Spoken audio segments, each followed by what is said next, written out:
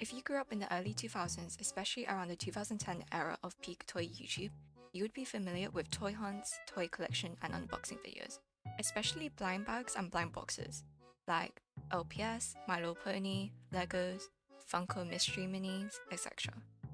Now, doesn't that sound familiar? I didn't think I would still be into gacha as an adult, but every time someone criticizes people that like silly trinkets as a trend, just know this was a long time running for me.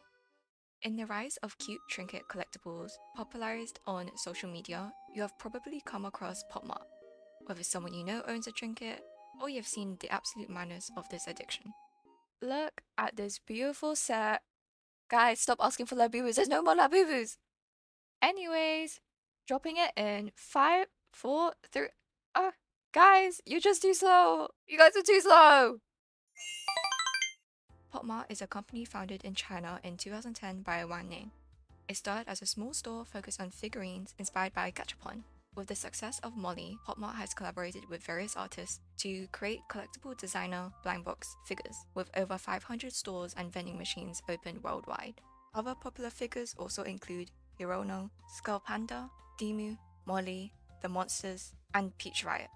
In the focus of Labubus, they are created by a Hong Kong artist raised in the Netherlands, which are inspired by Nordic mythology picture books. The most popular blind boxes you'll see of Labubus are the plush keychains, which has acquired a cult following, especially being popularized into mainstream by Blackpink and other various celebrities wearing Labubus on their luxury bags. Popmart was really serious on their mission to create collectible designer toys. Though of course, there's a lot of controversy, especially around Labubus, from scalpers, gambling tendencies, short trend cycle, and overconsumption. Scalpers are the most hated individuals known to mankind, because they're essentially scammers. Scalpers are people that buy products at mass quantities for the intention to be sold at a higher value than retail price. They target products in high demand like trading cards, toys, consoles, concert tickets, and profit max the absolute most out of them. You might have seen online videos of Pokemon scalpers in stores for the Prismatic Evolution cards. There's also another issue of bots online, as certain new drops are also crazy hard to get on the Popmart website. Either method, it just makes it impossible for normal people and children to buy anything without spending an absurd amount of money. If you're from the UK, you might have seen the pause on Labubus, which came as a result of high demand of Labubus from people and scalpers. Many people from the customers and employees came out online to tell their stories, especially regarding the fights at the Westfield Stratford branch. Oh my days. All full of boo-boos. But essentially, the craze was getting out of hand. There's also controversy surrounding if blind boxes are considered a form of gambling. It uses the same idea of the justification of continued investment for the chance at winning, despite previous losses and randomized chances of what the prize could be inside the blind box. Depending on the person, they can have difficulty letting go of previous losses, so in order to recover, they continue investing in hopes of winning. Though I wouldn't compare it with real gambling, as you are determined some sort of product in a blind box, but it may or may not be the one you want. Show you guys first.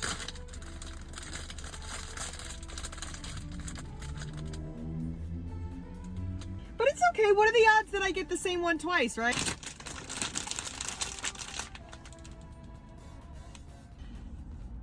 Though this idea is debated with blind boxes, some Chinese media did describe Popmart as addictive, which led to the regulation of banned sales of blind boxes to children under 8 years, and requires guardian consent for older children. Now on the topic of microtrends and overconsumption, this isn't the first time social media trends has popularized a product out of proportion. There's a lot of criticisms and arguments online, and that people will inevitably lose interest in Labubus when the hype dies down, and the waste it will create in landfills, etc.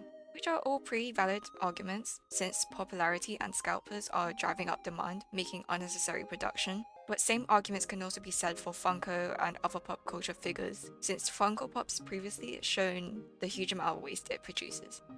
I would come across videos online of people quote-unquote not getting Labubus, yet still owning their own, which adds to the broader conversation of are you just consuming just to consume?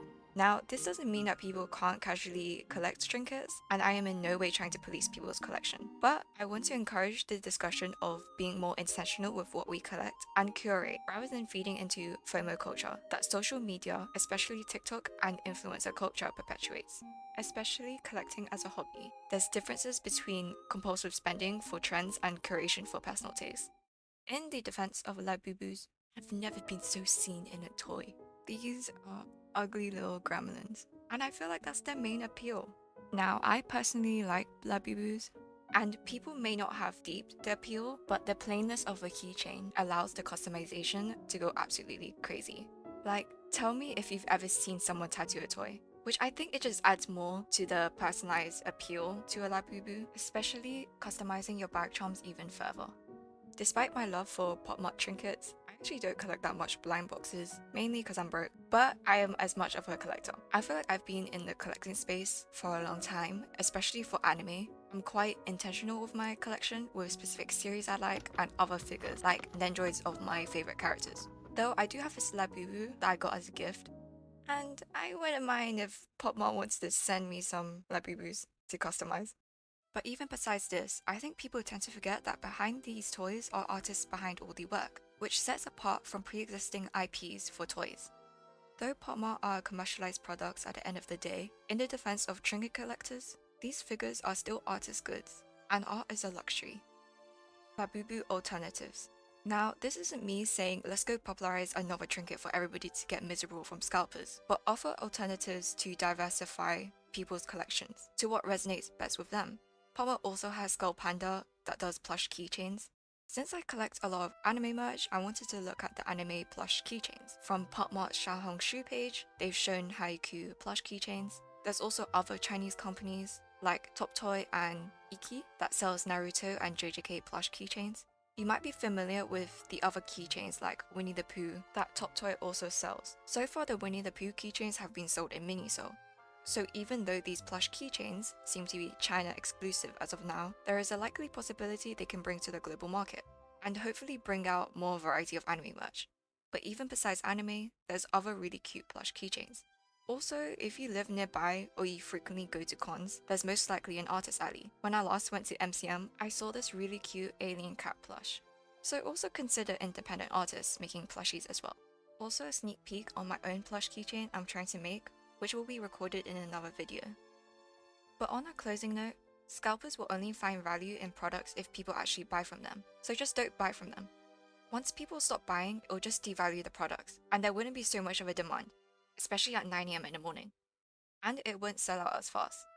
But of course, FOMO culture also needs a re-evaluation to stop this crazy demand and cycle between this and scalpers, which is why I wanted to encourage being more intentional with what we collect into this conversation.